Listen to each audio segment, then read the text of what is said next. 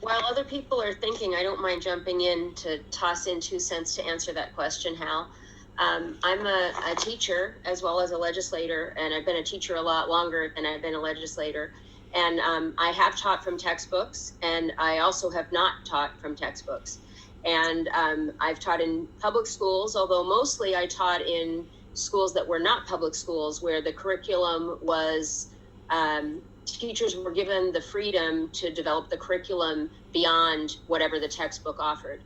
And what I've found as an educator is that the textbooks are very inadequate.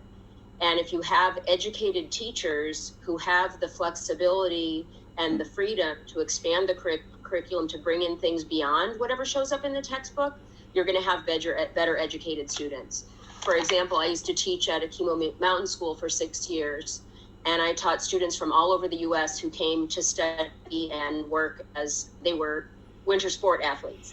So they came from all over the US and they brought their curriculums with them, but we had a certain amount of freedom to work with them about individual things as well.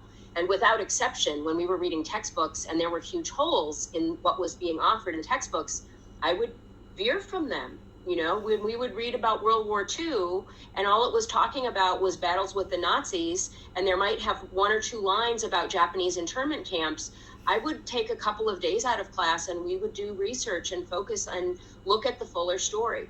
And I think, it's really important that teachers are educated beyond whatever the curriculum is that is presented in the textbooks. They really teachers need to have a broader perspective.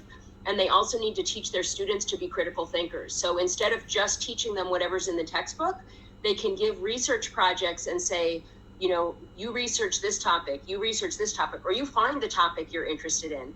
And then the students can teach each other, because that's going to be a lot more empowering and a lot more complete. I mean, I think, Hal, you started the session today saying we need to learn real and complete history, something to that effect.